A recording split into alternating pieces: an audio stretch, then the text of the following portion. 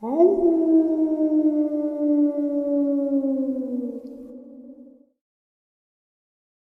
and salutations, everyone. I hope everyone is still doing well, and welcome to this second bonus upload of the day. Before we jump into it, a couple quick links.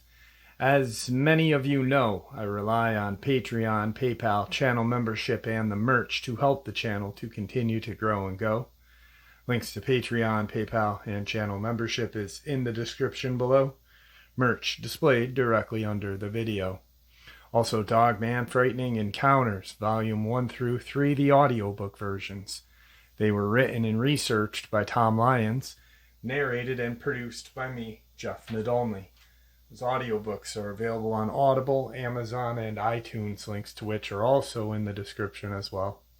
And finally, last but definitely not least, if you really like to help support the channel to continue to grow and go, simply subscribe. It does not cost a cent. Click that like button. It takes half a second. If you don't want to miss out on any of the informative uploads that I put out daily, click the bell icon, and folks, please leave a comment and share the video. Why? Well, because all of these things, they really do help the channel to continue to grow and go. Definitely do matter, and they are appreciated. And with that, I have taken far too much of your time. Let's jump in to today's second bonus, shall we? Alright, so if you weren't at the live stream, you wouldn't know this, but there is a reason why I'm resharing this. I shared this 3 months ago. It is a very horrific experience, and there are isolated villages in this area called Valley of the Moon in Chile. And these people are pretty much defenseless against these creatures, this kind of high strangeness, this evil that is there. And this experience that I'm going to share right now is just skimming the surface.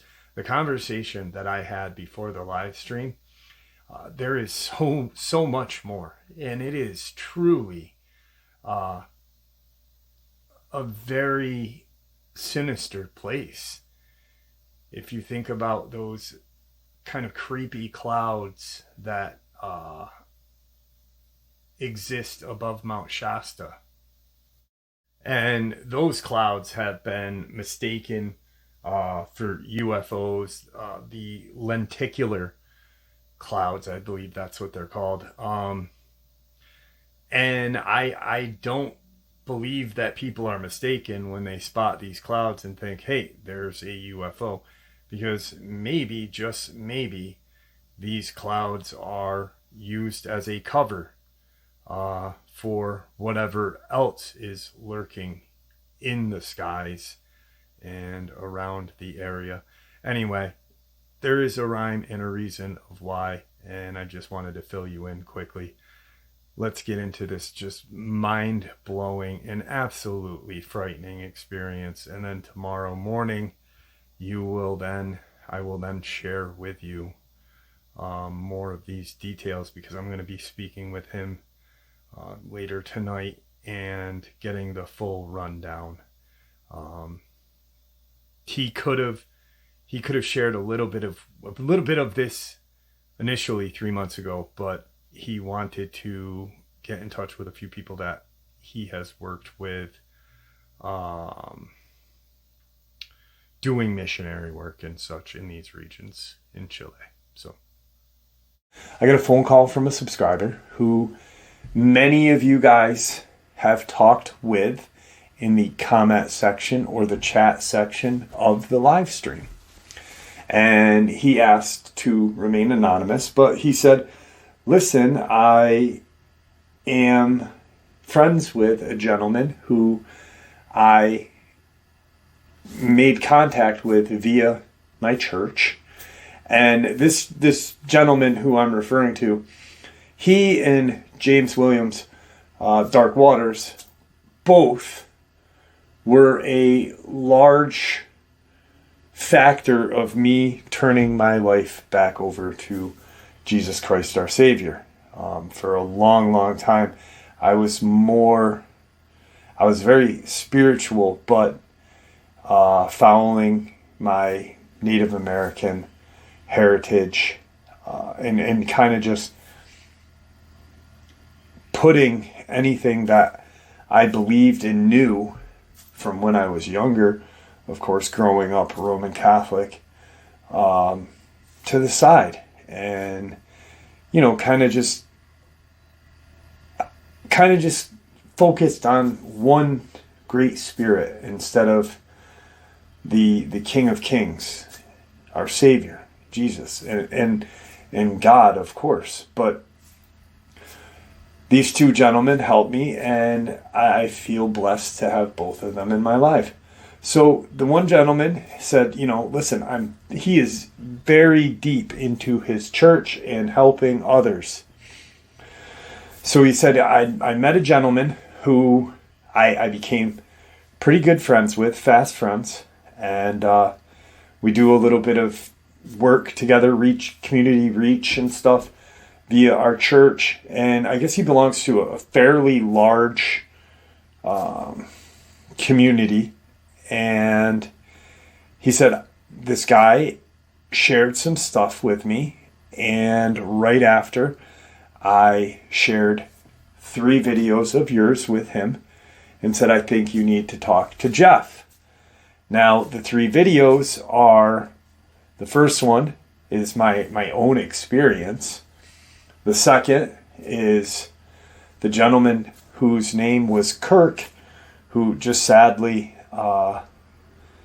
about three weeks to a month ago, ended his suffering, mental suffering, after his very traumatic experience up in Mount Shasta. 30 years of trying to suppression and come to terms with when it started to surface periodically. And that's another reason why I hope someday we can have a organization or outreach program to help people that have dealt with these experiences, give them a place to talk, give them an ear to listen, and hopefully help them through their trauma. And then he shared the Kirk experience, and then he shared Jesse's experience. Jesse, the father who had gone fishing with his wife and only son. They were camping and fishing, and his wife and Jesse both witnessed a Dogman take his son and run. And it was a horrific experience, and I could never imagine what he went through. His wife, he ended up losing his wife, not to a divorce.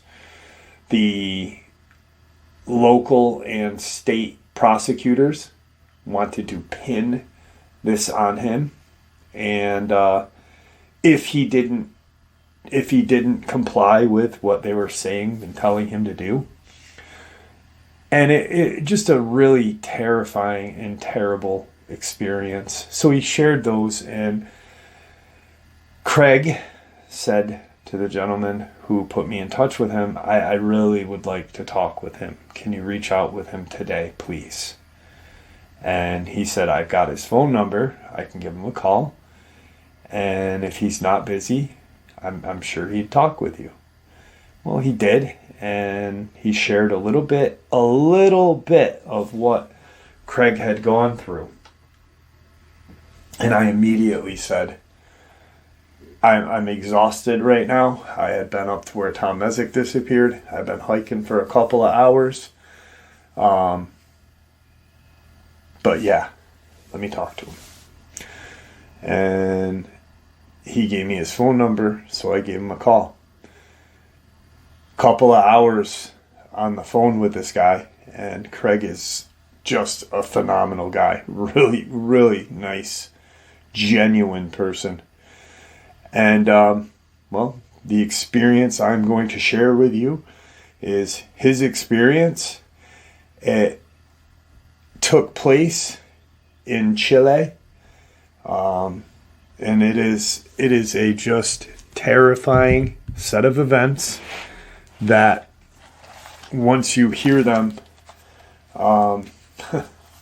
it's going to make you just kind of sit back and go, wow, this poor guy and this poor community that he was involved in.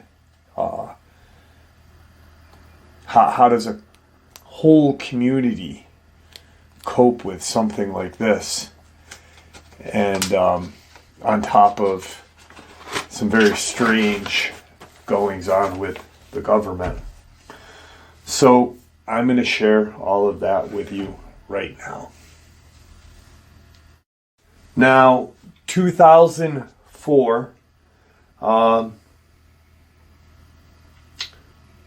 this happened. Craig was 26 years old. Now, Craig, since a very young age, both of his parents were involved in Habitat for Humanity and mission work.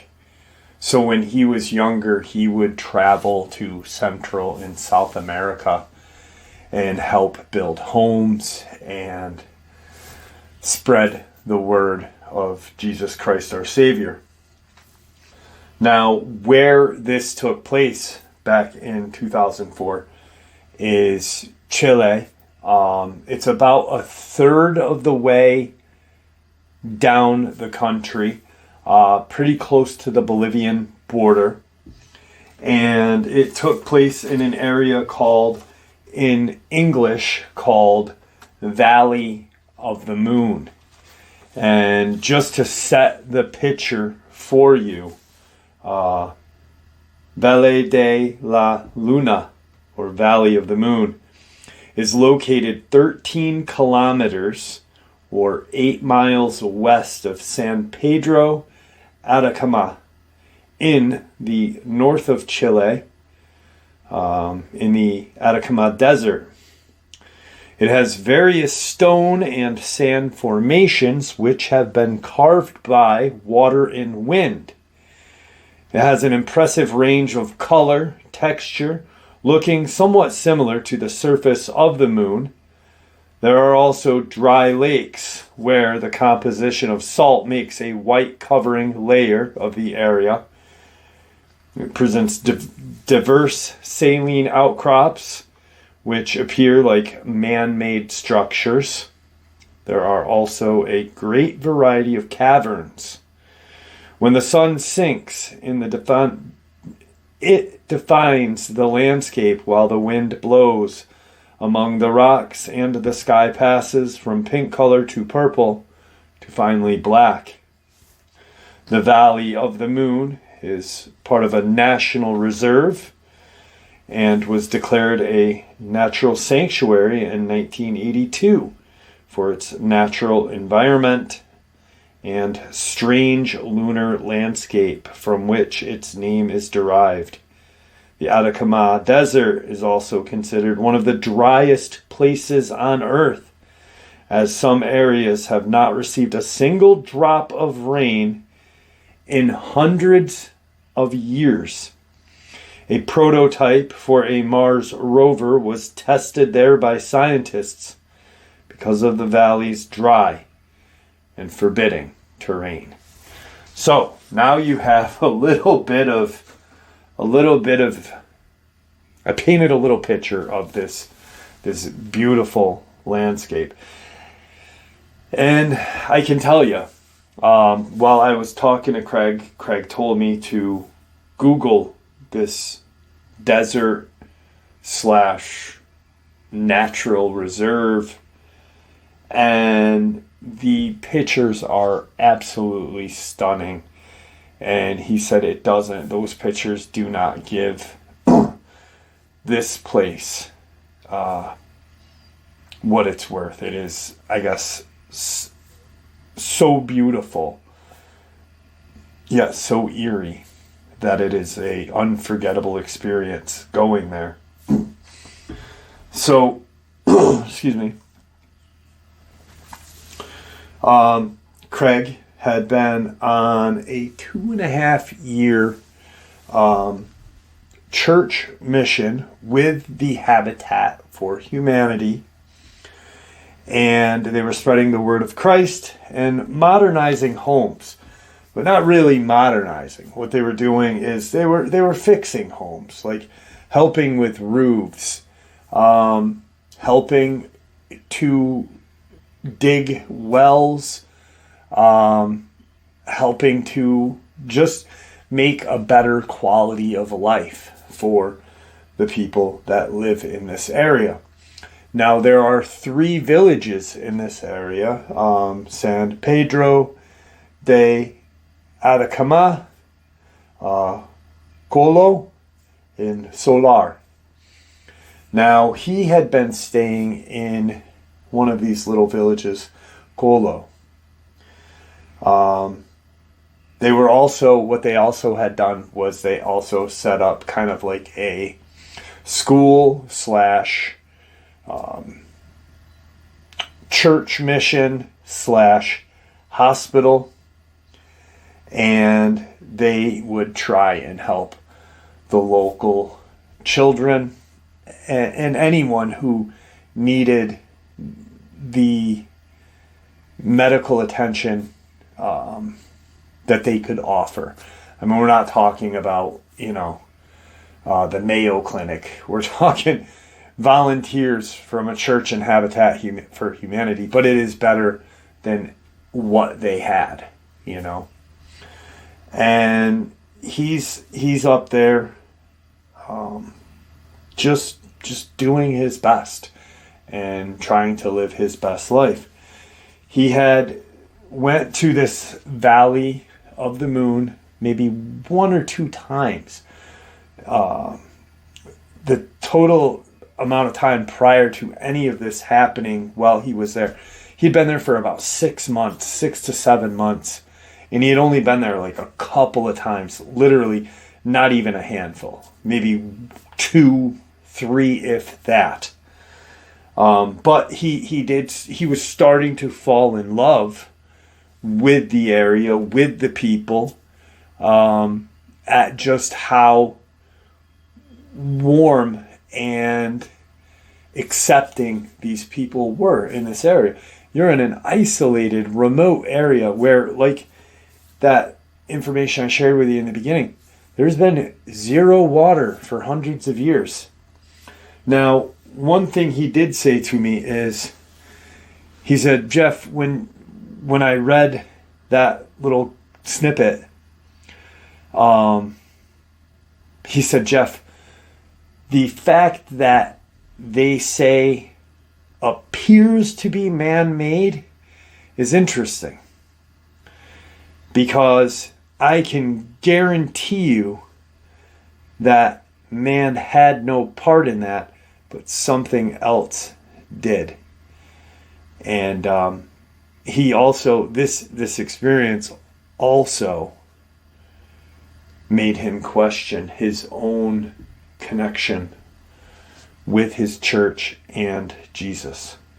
That's how powerful this was, and how extreme everything he had experienced while being there was. You have these natural structures, but through talking with the community, you learn that is not at all the case. And quite possibly some of those caverns and crevices that lead into the ground there may be a deep hidden base under there. Also, while there, he noticed some Americans while there, that he took notice of a few American people and in the 3 villages that were not part of his church mission.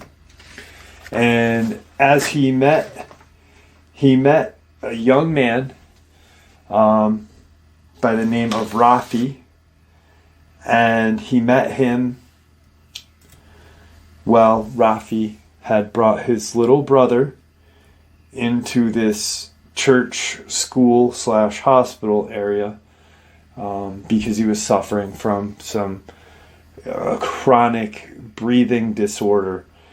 And a lot of these kids had never even had a checkup or any kind of inoculation, and they immediately started to help these impoverished towns.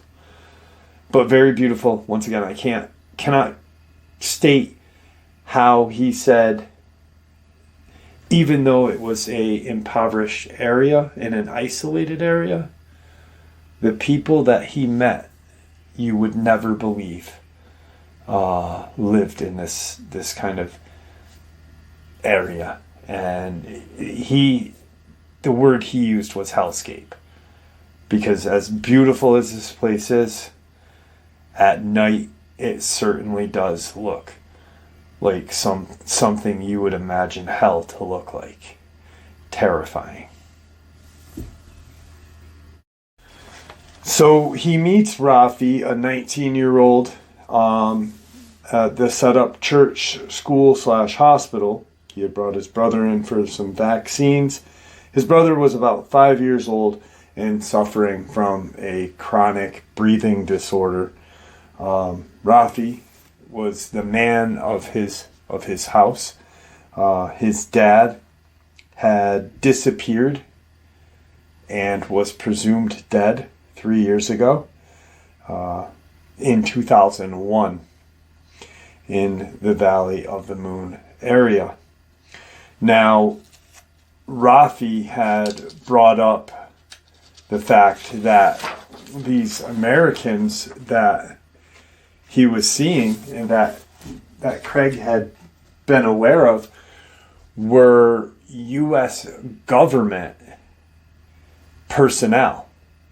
And as Craig would learn as time went on, they were indeed working directly for the United States government, a clandestine agency we know as the CIA.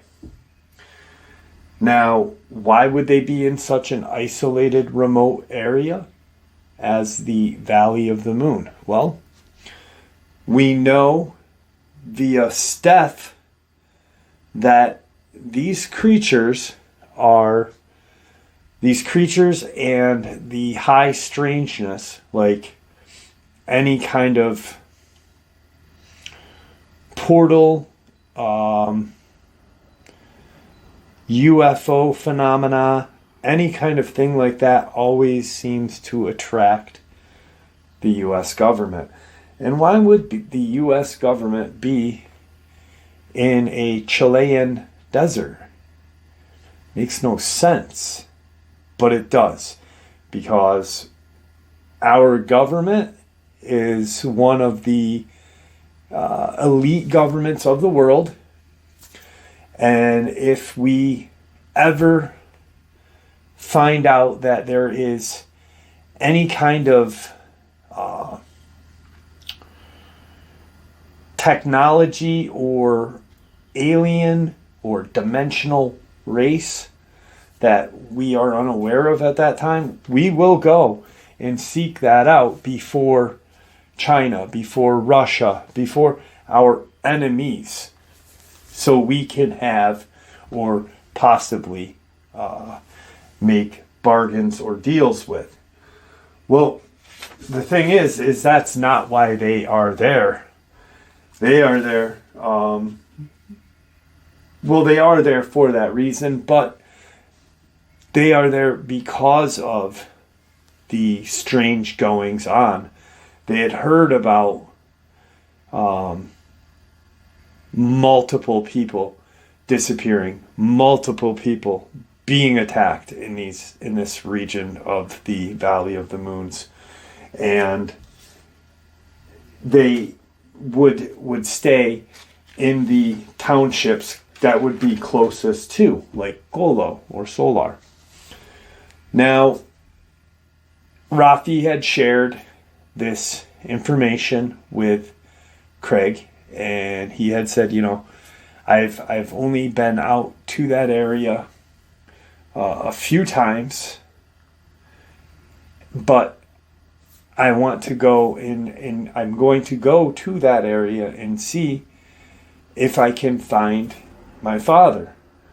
He disappeared 3 years ago, and my family needs him. I'm 19. I was 16 when he disappeared, and I was, the head of the house at that time, my mom, but I was the man of the house.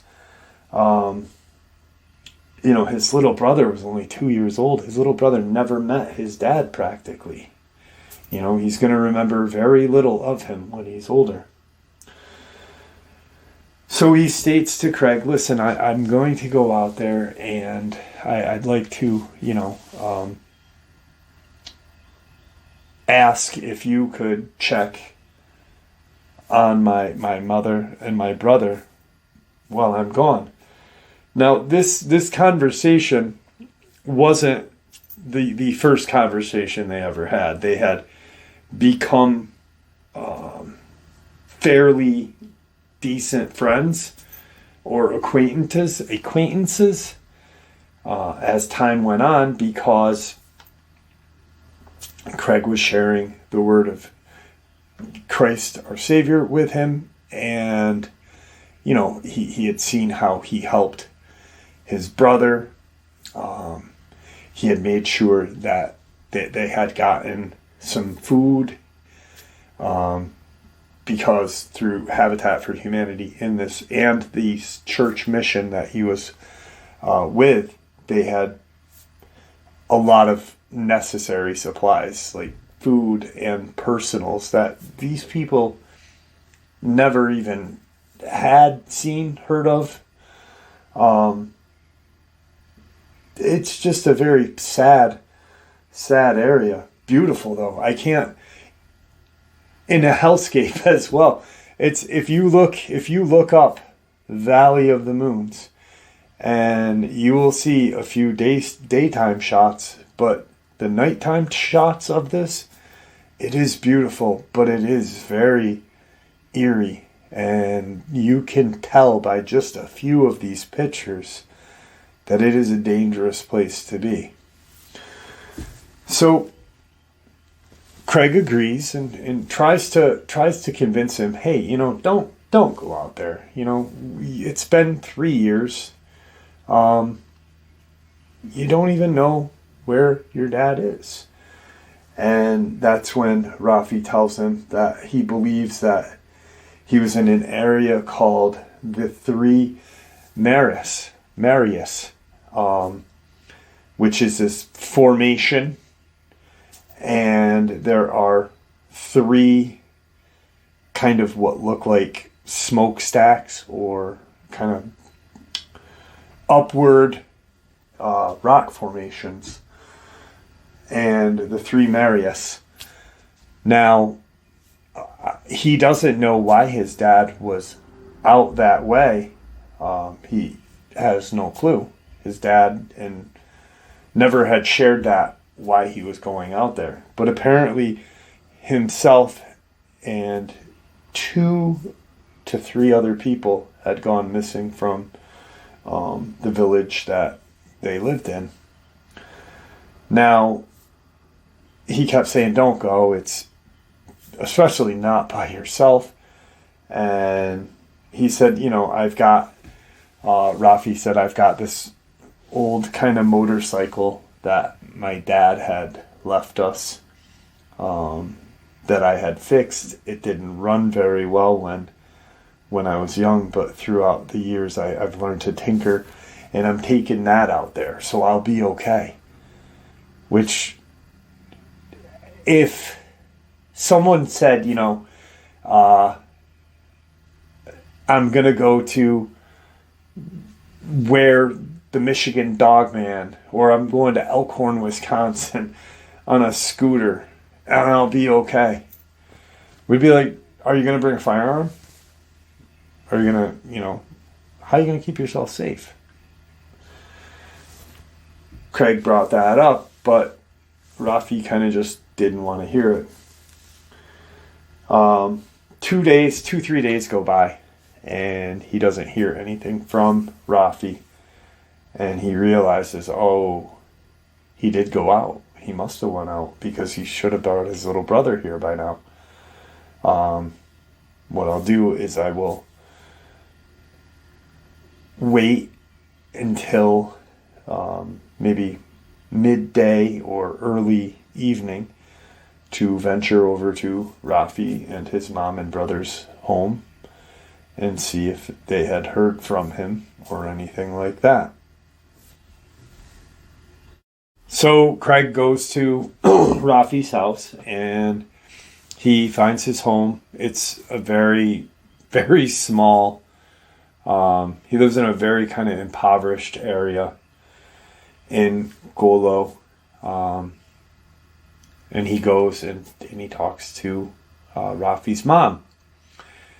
As he's introduces himself, he says, I've checked in on your youngest son, and the youngest son recognizes Craig right off the bat, gives him a hug on the leg. The mom invites him in and realizes, okay, I've heard about you.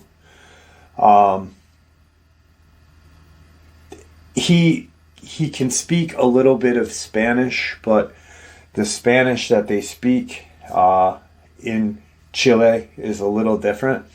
It's Chilean Spanish or some sort of kind of Andes dialect, I guess. It's different than the Spanish that we are taught in our schools. Now, being that Craig had been in South Central America as a child growing up with his parents,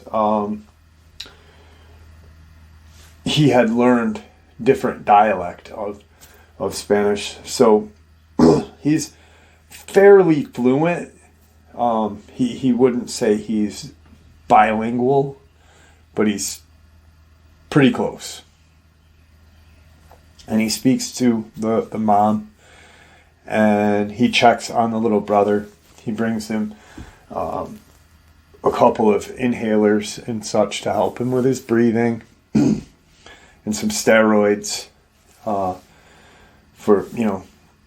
and the mom, thank you. And he asks about Rafi. And he says, well, Rafi was supposed to bring your other son by the hospital, church, school area. What happened? And apparently Rafi had made the decision the same day that he had talked to Craig to go out and look for his dad. And that had been like 2 days that he had not been home. So the mom is a little worried, and she kind of insinuates or hopes in her own way that Craig would go and help find him. Now, because he's, he's definitely not a physician, but he's helping medically and he's teaching, things. He can speak good dialect of the Spanish that they're speaking. She thinks that he's, part of these other Americans that are in this area. And the majority of the population in these 3 little village community areas are all aware that, hey, there's maybe 4 or 5 what appear to be Central Intelligence agents in this area with no real kind of reason given except they're here, and they stick out like a sore thumb in these, it's like putting any one of us somewhere, it's just you stick out. And he says, no, I'm not part of that.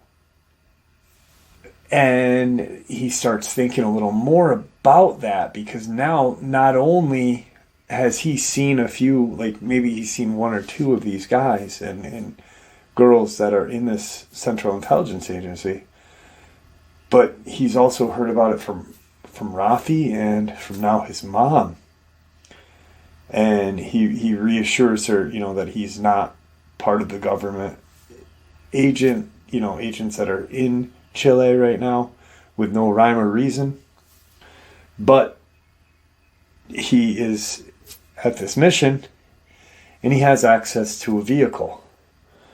So he will go out and take a ride out and look for him. He may have to wait till morning, but he will. Now, he leaves he gets thank yous and leaves. And as he's on his way back to the mission there, he makes the decision that I've got to go and find Rafi. I've got to take that journey out there. And he grabs one of the few of the trucks or buses that they have. He grabbed a truck, a little pickup truck, and started to drive out that way. He did let anyone and everyone who was involved higher up than he is, hey, this is where I'm going to be. And of course he did get a little bit of, hey, don't go out there. It's almost to that point where the sky turns pink, then purple, then black. And he drives out. He gets to an area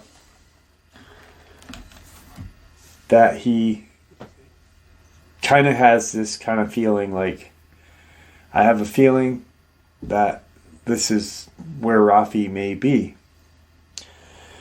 And he gets to the structure, the 100'S, and he parks the truck and he's kind of looking around. He's looking for a motorcycle track. Now, when I say motorcycle, we are not talking like crotch rocket, Harley Davidson, Honda Goldwing. We're talking like this kind of beater enduro bike. And he's looking for any kinds of signs for Rafi. And he's a distance away from the structure, the 100'S. And he kind of looks off in the distance away from it. And he sees someone kind of stumbling, walking toward him. And he realizes that, whoever's coming towards me, it looks like they're in some bad shape. They're limping. They just don't look very well. They look like they could keel over right at any second. And not thinking of his own safety or anything, he runs. And sure enough, it is Rafi. His bike had broken down or wouldn't start. The bike had gas. And it had this old kind of shitty battery to help it start. Even with the kickstart, he couldn't get it started. It was like everything in the bike had just shut off and would not start again. So he says, are you okay? I have some water here. I went and saw your mom. Your mom said that you were out here. Let me bring you home. Let's get your motorcycle, which was his dad's, and we'll bring you, back home. We might have to bring you to the /hospital, church, school, whatever. And Rafi hesitantly declines. He's, but Craig says, listen, you've been out here for 2 days. And he says, 2 days? What do you mean 2 days? This is, on a Monday. I've only been here for a couple hours. And Craig looks at him and says, no, Rafi, it's, It is now, and I don't know the exact days, but it is now 2 days from when you left your mother's. It is Wednesday. You've been out here. Your mother is worried sick. Let's get your motorcycle. And Craig's thinking that lack of water, possibly heat stroke, that he's imagining, or not fully with what he's saying. They get into the truck. They, tell me where the bike is. Let's go find it. And he says, it's a couple miles that way. He said, I had gone that way thinking the 100'S was this, over there, but realized, and he pulls out this kind of beat up old map of the Valley of the Moon and says, I realized that I was quite the distance away. And when I was walking, he said, I saw your lights pulling up at that point, and I was hesitant to come in because I did not know who you were. But thank God that, it's you. They drive up, and it's about a 3-mile drive. So Rafi had walked that 3 miles and dehydrated. Now, remember, it's been 2 days since he left.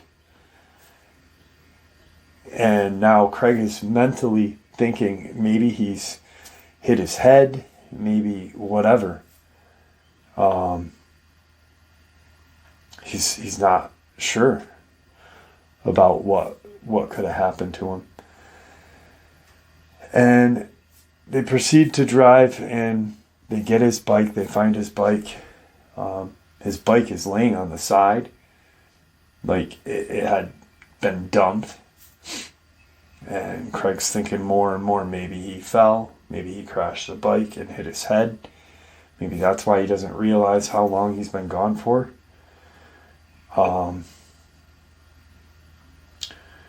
They put the bike in the back of the truck, and Rafi says, can we go back to the 100'S region? I want to see if we can get a clue from where my dad may be. Hesitantly, Craig agrees. And they start to drive towards it, and they are coming up on it. They're about maybe 2.5 miles. So, they've driven 2.5 miles, so they're about a half a mile away. And as they're driving closer and closer, it's getting darker and darker and darker. And they're now looking at the side of this 100'S region where he had been earlier. But on the opposite side of this kind of very strange looking structure, and if you want to see it, it's MARIAS. He sees this kind of strange green luminescent kind of flicker, and he looks over, and Rafi's like, what is that? What is that?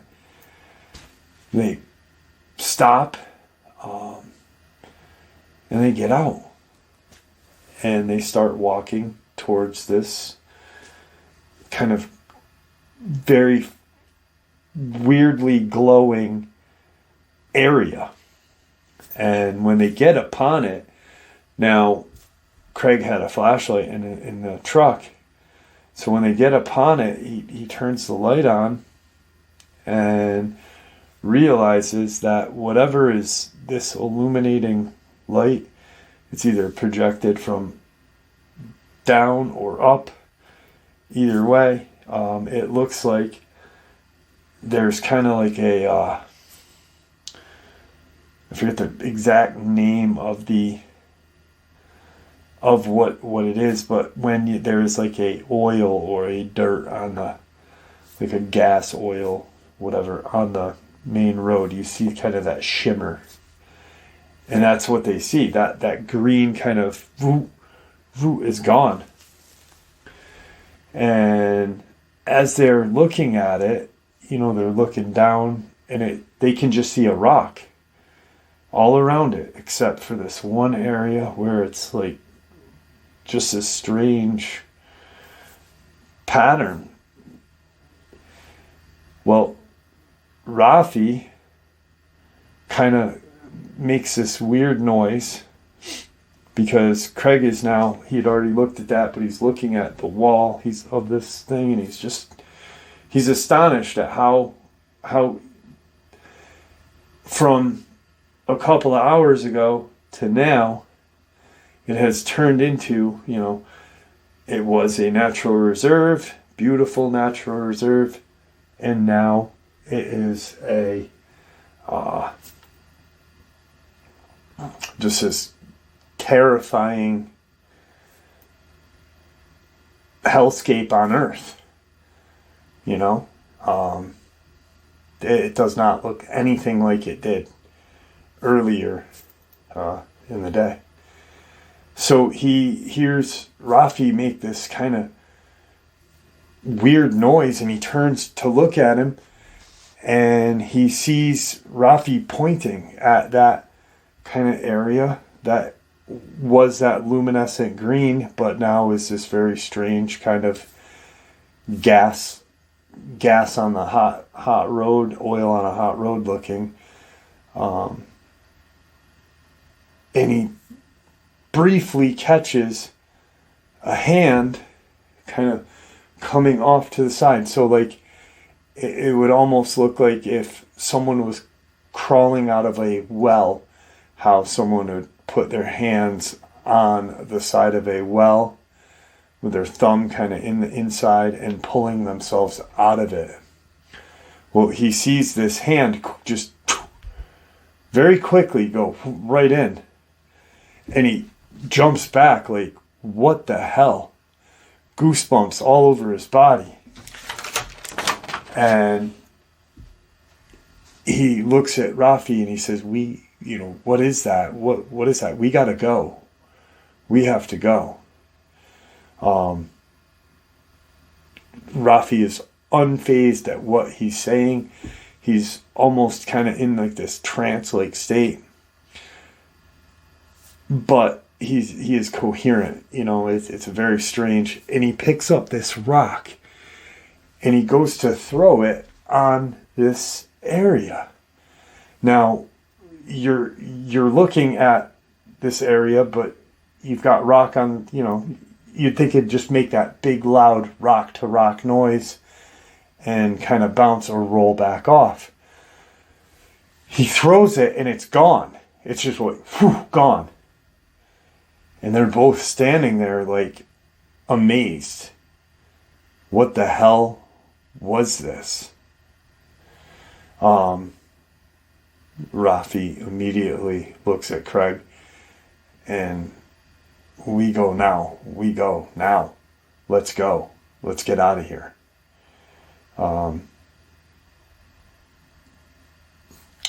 They start to walk back to the truck, and that's when they hear kind of this shuffling, scuffling noise. And they both turn around, and what they see is these two hands on the outside of this, and they see what appears to be a head coming out of this rock. It's a solid rock. Where is it coming from? And they notice immediately a set of ears. And they're very long ears, jet black, kind of, almost a charcoal. And the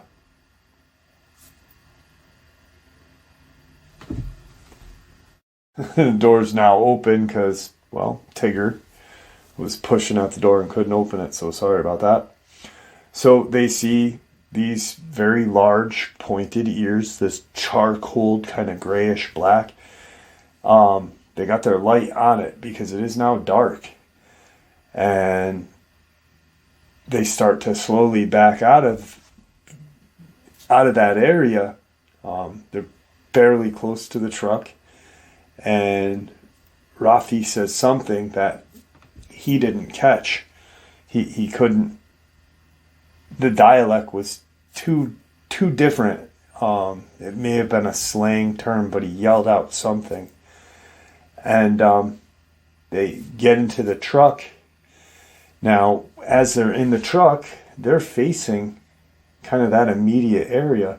So to put it in reverse, you got to turn your lights on normally when it's dark, and that's what they do. And now that light is illuminating everything there 10 times better than a flashlight.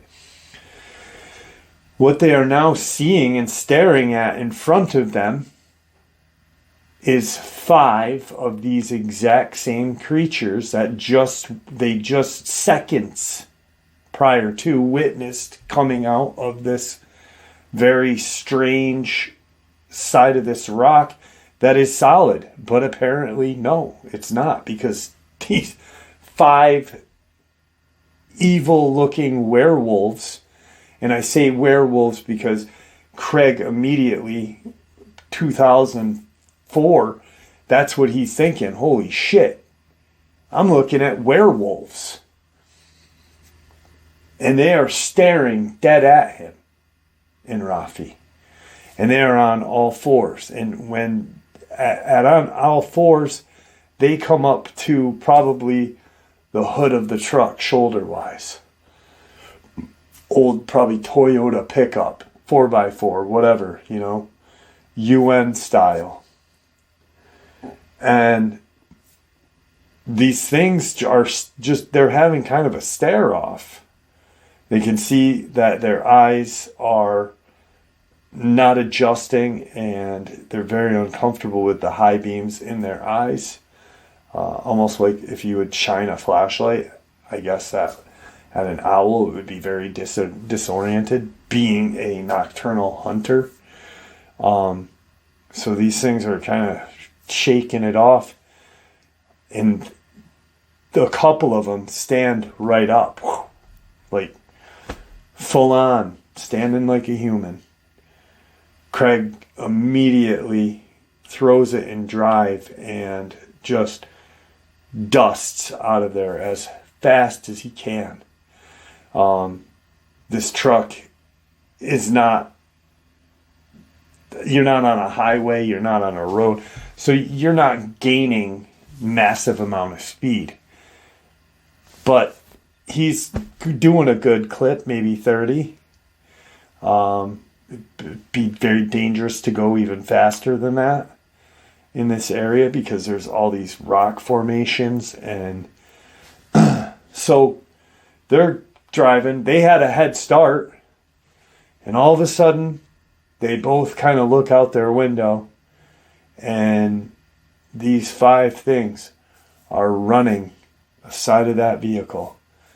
And the largest one is just making eye contact with Rafi as it's running, or Craig as it's running.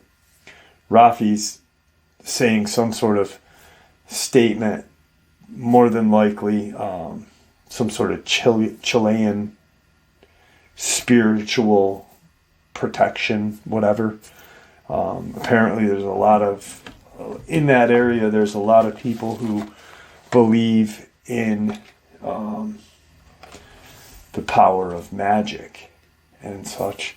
So he's probably saying some sort of chant, and because he doesn't realize anything that's being said. And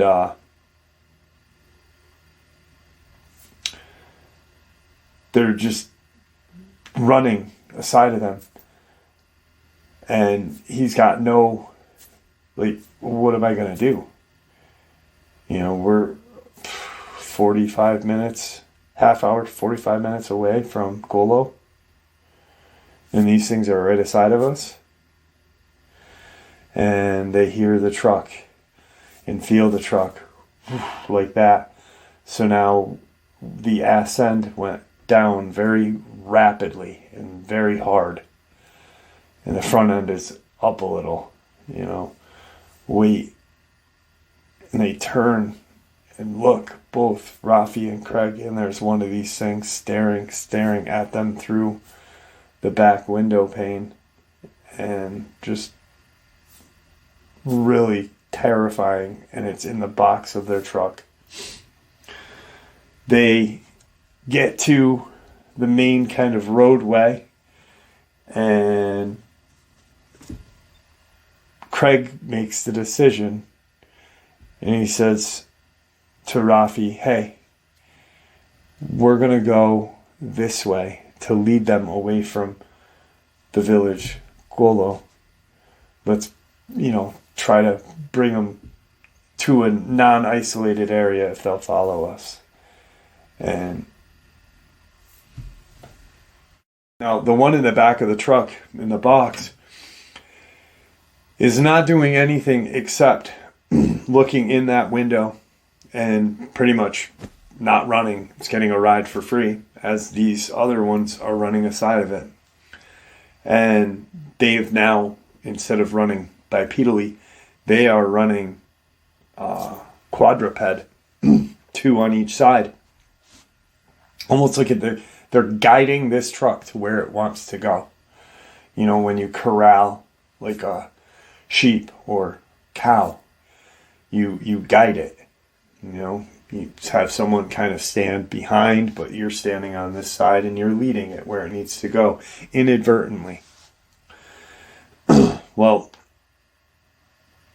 what these things didn't bargain for is that Craig is not gonna be led in a way he does not want to go. And as they're getting closer to Solar, he just kind of turns his wheel to, instead of going straight, he's going to turn and head towards Solar. Now, when he does, what happens is he immediately just turns the wheel and he hits the one that's closest to Rafi's side of the door. Thunk. And he goes at a good clip, just turns the wheel. So that one got hit, kind of brushed up on the side, but it was a hard hit. Now, when that hit happened, apparently that thing in the back of the truck lost its balance because of the rapid turn and then kind of almost a impact. It literally falls out of the back of the truck, and they punch it and they enter into this little village area. And they don't go any further than that kind of borderline. Now, what happens is these things just stand on the outside of Solar.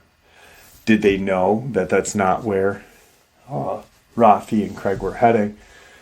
And that's why they were standing there, was to wait for them to come back out. And they kind of wait and they look, and there's nothing on the outside of the little village.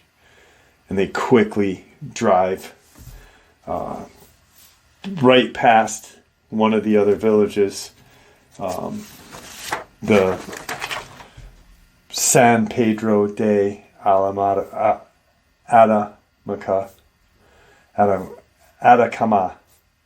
So San Pedro del Atacama. They drive past that and they head to Solar, and then they head to Colo. These things aren't there. They're not waiting. They're driving into Colo, and they get to where the mission is. They get out. He talks to, Rafi, brings him into the church hospital / region. And Rafi's like, I gotta get home. My mother's been worried about me for 2 days, you said. You said it's been 2 days. I've been gone for 2 days. And it's almost like he doesn't believe what's going on. And Craig, thinking the only way he can prove to him that he's been gone for these 2 days is show him a calendar and then show him the workup that was done 2 days ago on his brother, the date for date. Look, this is when you left. It's now this day. And he believes, he's like, oh my God, you know, what happened? Because he has no memory of what happened. And he proceeds to rehydrate, and given a once over, he's brought back home. Craig brings him back home, and at that point, Craig's kind of like, what in the hell is all this? What are those things? Are they demons? They're jet black. They have, you know, a leader, and the leader has, you know, red eyes. Just, what am I going to do, you know? He brings him back to his home and drops him off and goes back to the mission. And he starts to look for an older gentleman who he had shared. This is Craig, that he had shared, you know, some information on Rafi and his dad disappearing and such like this, you know, back in 2001. And the old guy, who is definitely not American and definitely not Chilean, because he's speaking in German, starts mentioning little things. You know, he's got a German accent, but he is speaking English. But you know, he says this is not that. Rafi's dad disappearing is not the first time, and it won't be the last. You know, look at this, and he shows him kind of a brief history of what this area is about. And he proceeds to fill him in on, this is what you should do, and you probably should just leave it alone, not communicate with anybody other than us and such. And he ends up going to bed and getting up. He's very rapidly getting woken up, and where the church / school / hospital thing, it's just outside of Colo, and it's shares a kind of driveway, a long, very long road or driveway. It's where he parks his car. So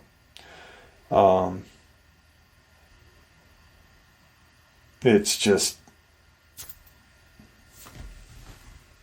so the German / whatever mission worker is telling him, hey, this is not it. You know, you park your vehicle, you're good, you're safe, don't go back anywhere. But those three men are not the first.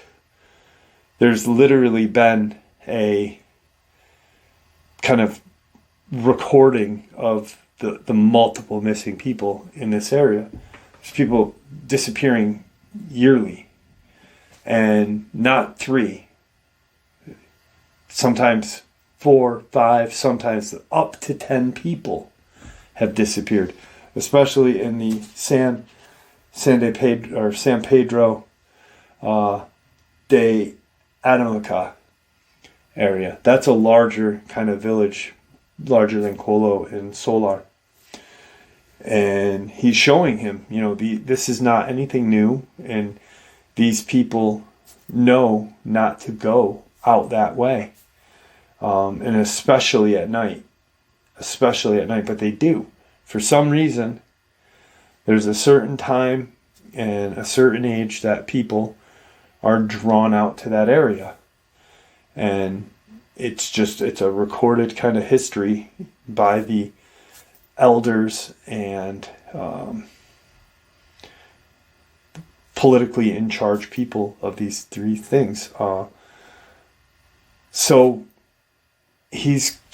Craig's like, what in the hell? And he's like, don't go anywhere. He goes, why do you think your government sent these CIA agents or spooks up here. These government spooks are here. Why are they here? Why are they in this remote area where there's, no foreign enemy, no anything? Why? And he's like, because there is all of these disappearances. There is something going on out there. And he tells him what happened. Craig tells him, this is what we saw. What are these things? And, of course, he's kind of saying stuff in German, werewolf, referring to werewolf and what we know as Dogman, because these creatures clearly have tails.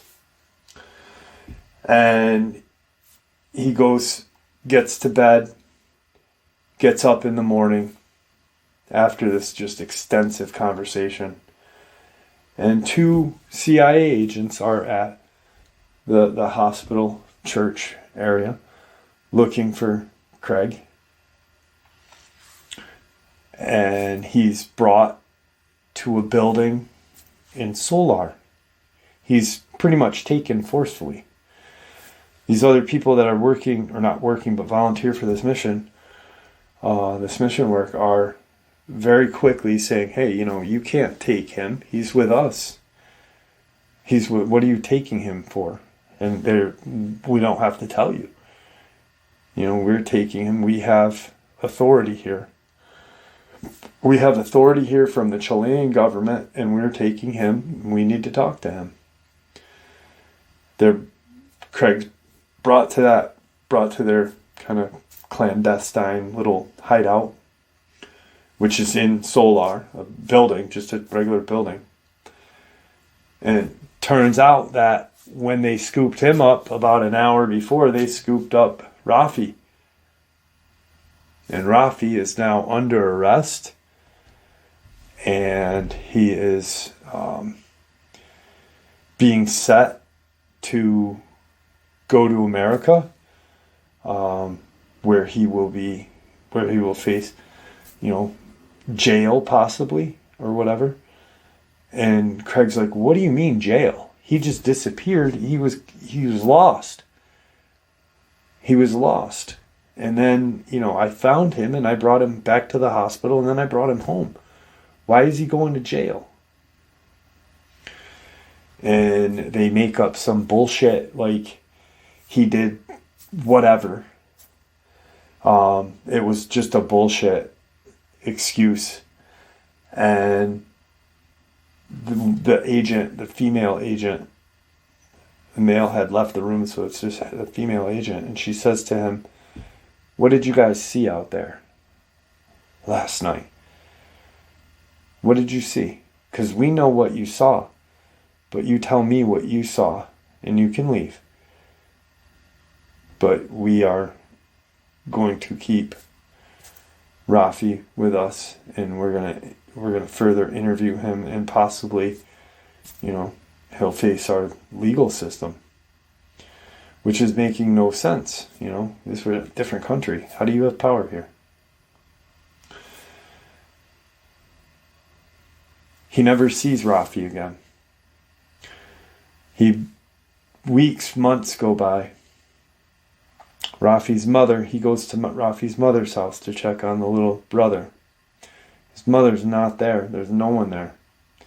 He knocks at the door, and a woman answers that he'd never met before. And he asks, Rafi, he says Rafi's mom's name and the little brother. And the lady kind of looks at him, dumbfounded. Like, huh? And they're gone. No clue where they went. Did they go with Rafi to America to face trumped up legal charges? But why were they arrested? Or why was he arrested? And for seeing something like that? Apparently, as he very quickly was told not to ask questions by the pastor that was running the church side of the mission, not Habitat for Humanity. He's just told to, we made sure that you were here, back here. Just follow the good role and don't go back looking out that way for any kind of business.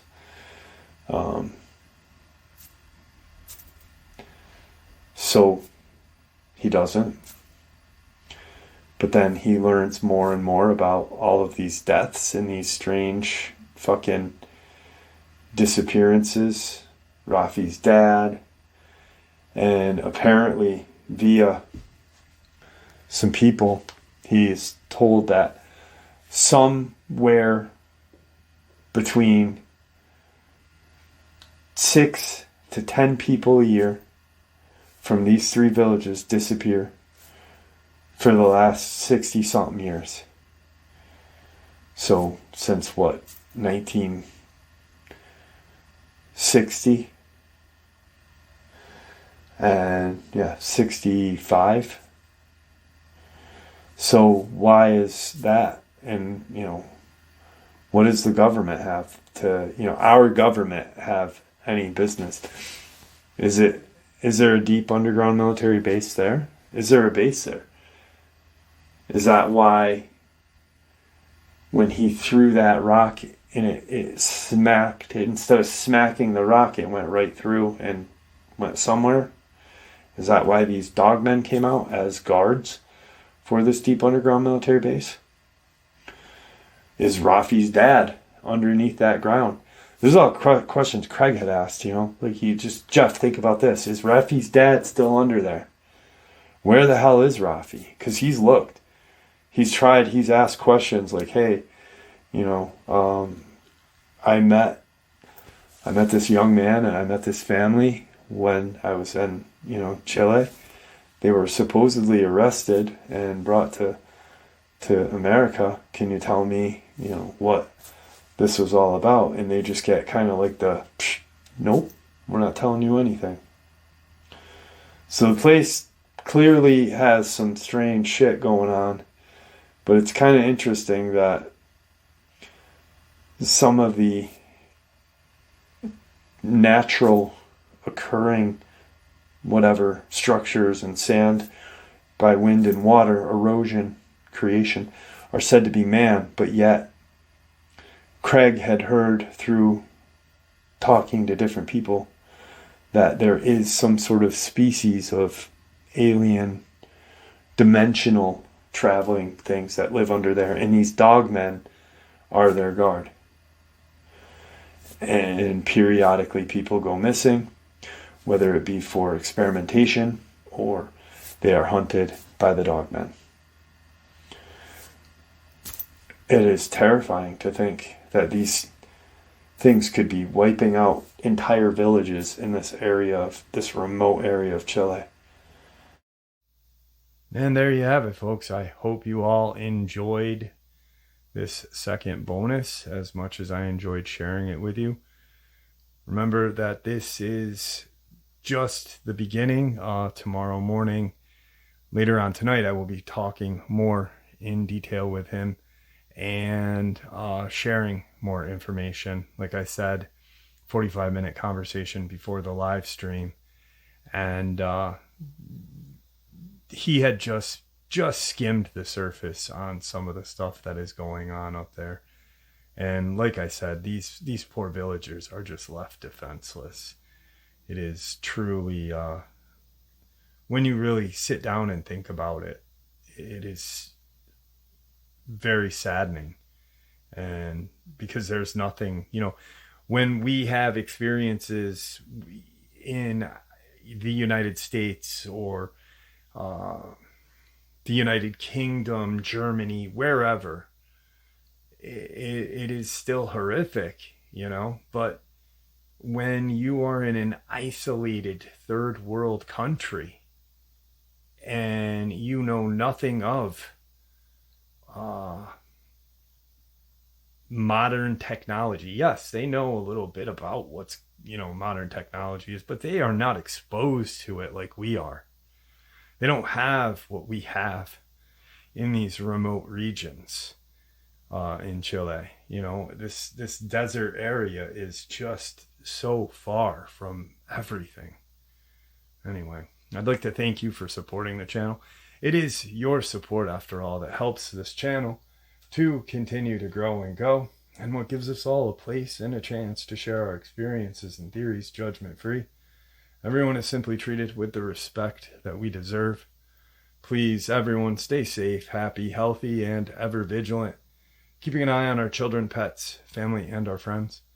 These creatures are real. These events have happened. Share this information with those you love and care about, and it may just help save their lives someday.